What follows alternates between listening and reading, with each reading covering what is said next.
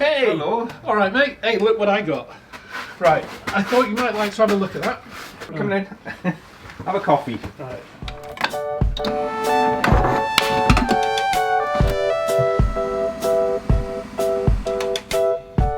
I've been looking at this for a while.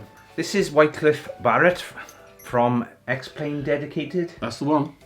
So if you want to see a bit about flight sims, high-end flight sims, then see the link below. Wycliffe's called over for a coffee, and a very nice coffee it is indeed. Very nice. Cheers, John. Little plug for Nespresso. So you've bought a T16 Jumper. Now, I've not seen one myself. I've seen one briefly, but I've not had a good look at one. And I'm kind of tempted to buy one. And Wycliffe is going to convince me that I need one. For me, the reason why I wanted it, there's a number of reasons, but the first one was I used to have the X9D, although I found the menu system really cumbersome and I found it hard to move around it. Then I got the X-Lite, which is once again a fantastic radio. In fact, I think the X-Lite is better than the X9D. And I found that when I've been using it for quite some time, you know, if I was down the field for a day or so. Can I get it out of the box? Yeah. When I was down the field, I found myself feeling a little bit hunched up, and I wanted to go back to the full form factor. But the thing about this is it's multi-protocol. So you can literally bind it to anything and you don't need to worry about anything, and you've got a nice big LCD screen that you can see, you know, it's like an X9D. There's off the bat I've noticed they've got nice rubber grips, which is a little extra I put on mine, which is just stick on rubber. This has got it as standard. The build quality is a lot better than I expected. I expected it to be plasticky, but it's not. This is my Taranis X9D. Give you an idea of difference in size. A little bit sleeker, because that was the nice thing about the Taranis. It wasn't high quality build, I'm sorry to say, but all the parts were readily available, and I put the Hall Effect gimbals. Now I understand that has got Hall Effect gimbals. These are Hall Effect gimbals. And the first thing I noticed, how loose and free they felt. Yeah. If you've been using Hall Effect gimbals, after a while, the first thing you'll notice is that you pick up an old transmitter or somebody else's transmitter that hasn't got Hall gimbals, and you feel them very grindy. You can feel those potentiometers working, and it does make a massive difference. There we are. Where's your power switch? There, underneath your... And underneath my balancing Yeah. Dubry Firkin. Whereas mine's there, and the balance Dubry Firkin Is in the middle. and it's balanced. Well, I never understand why they don't put them in the middle where it's balanced. That wasn't a selling point, but it's just nice. And I can see straight away that it's very similar because it is OpenTX. Yeah. I like the scroll wheel. The buttons, I've already worn out now to change the buttons Really? on my Taranis, because it's click, click, click, click, click, click, click. You're constantly going through menus, click, click, click, click, click, select, click, click, click, click. Oh, go to one thing I wanted to know. When you've got the go down to where you bind. Where do you select what protocol? There. So you put it. You can have multi. So say you go to FreeSky, because I've got all FreeSky receivers. Yeah, all mine are FreeSky. I could bind this to any of your quads now, like that. I can see now you've got FreeSky, but you've also got LBT. EU, yeah, or 16, is there? V8. Oh, you can do the V and the D16. D16, D8, V8, LBT8 channel, and that's just on FreeSky. RF signal critical. DSM. High Sky, FreeSky, Hubson, Custom. Just hope You're binding everything. I hope I'm not losing anything. RF signal critical. The only thing is you might have unbound your whatever quad that was. So I got all my quads on one model. Yeah. Oh, gold. Even though I've got everything on that one model. Yeah. I followed what's his name, Bardwell, who said you don't need to create models for each quad. More often than not, when you're flying quads, you use the same switches, don't you? Yeah. So normally you have your switches doing the same things. Yeah. Those are all my individual quads in a separate folder. So I've got two folders. One's old quads, which are all my individual quads. How many quads have you got in there? You've got too many. Yeah, too many. And that's why now I've got them all under there. I think you've got more quads than your son-in-law have got golf clubs. Possibly.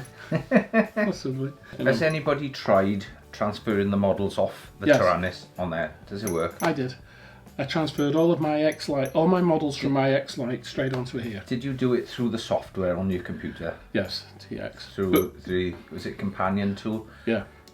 And you just dragged them from the model window from your Tyrannus and dropped them in the model window for that, and and it normally says, do you want to convert them? Yeah. And that's what it did. It did it. And even I did that. Me. And I'm a dummy. You know, I mean, and I could never get around the menu system with the Tyrannus X9D. I found it a pig. But this, and maybe it's the scroll wheel, I don't know. And it's Scroll wheel makes a difference, because I noticed that with the Q7, X7 Q. I noticed that the software on this looks more modern. It's more like the Horace sort of style with the upper end of the FreeSky, which we still got command line stuff in there. That's more like a Windows version. Yeah, and I think maybe that's why I find it easier, that it is, you know, it is kind of Windows based almost. There's loads of images already in, and you can put your own pictures in, obviously, and you can change it. You can put widgets on here on the screen. You've got different themes. It's actually quite funky, but it just feels nice. I tell you who else has converted, and this is a real big conversion, and that's Bardwell. Joshua Bardwell has converted. He's done a whole series of videos. I like Bardwell, but he assumes that you know certain things. Yeah, he's very techy. He's developed flight controllers. He's been an electronics engineer kind of guy. One thing I need to mention, and this is quite important for anybody that is running with FrSky, there's a new firmware that's come out. Now, I recently had a receiver given to me which wasn't EU LBT. So the task I had was to flash new firmware on it. I downloaded the latest version, which was 2020 January, and put it on there. But I couldn't bind to it. And I was pulling my hair out why I couldn't bind to it. Then I assumed that there must be a problem, perhaps I did it wrong. So I did it again, still couldn't bind. So I then downloaded an older firmware, which was 2019, I think it was November 19. And it bound straight away, and I sort of quickly come to the conclusion that it was the 2020 firmware that was stopping it working. So there was obviously an incompatibility between my Tyrannus firmware. When I'm flying with UHF, the UHF transmitter and receivers have to be on identical firmware, and so I hit this problem before. I'd upgraded the firmware in the transmitter, and then all my receivers didn't work. So then I had to do each and every one of them so they both had compatible firmware. Yes. Which is a pain in the ass when you've got 20 odd models and you've got to go through upgrading them all. So what I quickly learned is put the firmware on it and leave it, don't change it.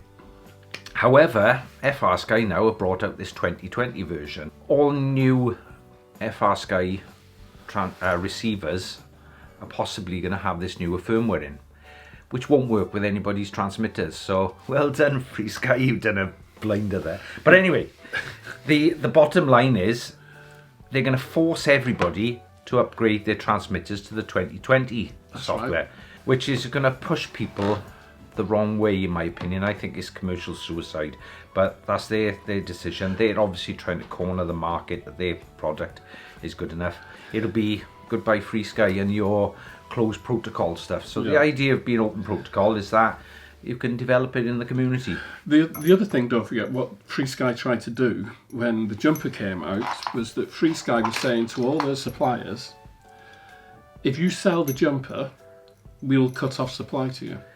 Oh, well done. And goodbye FreeSky. If I update this and then I can't use any of my models anymore, so you've got to go out and buy 30 receivers or whatever. So a message to anybody out there with a Tyrannus, don't update. Do not put the new firmware on. Do not. But I will not be upgrading this any further. I will not be doing any modifications, and I certainly won't be flashing all my models. So that will remain as it is. Going forward, I'm probably going to get one of them. There's nothing wrong with this. No. So I can still use that. However, does that work with Spectrum? Yes. Oh. Anything. It is multi-protocol. If I can transfer the models from there to there, I'm quite liking. I mean, look at that. That's one of the widgets that you can have on screen. That means nothing to me, but I think as somebody who flies a plane, that probably means a lot. To me, I am converted. I've got to be honest. I'm quite fancy one of them myself. And a built-in stamp. One last thing I wanted to check is the batteries. Just put it over that way, because apparently a lot of people have been having trouble with this. They keep pulling it out, putting it in, pulling it out, putting it in, and they're wearing the plug out. I mean, there is a Bardwell's done a. Does it come with that? It comes with the tray, yeah.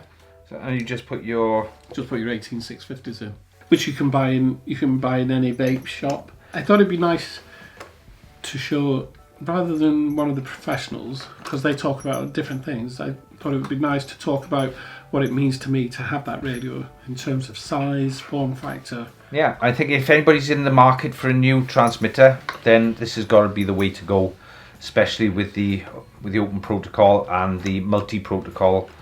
Tempted for 50 quid. Can't go wrong. But it is nice to think that you can do all the protocols. And I did notice they had V series. Now I don't know whether anybody's aware, but V series were some of the older Free Sky receivers that weren't compatible with the Taranis. Well, so a lot of the boys had the V series receivers and they couldn't use them. Anyway, oh well, thanks for showing me that. That's very nice. Right, I think we're ready for another cup of coffee. Anyway, thanks for watching Team Woolly Sheep Reviews. Catch you soon. Bye. See ya.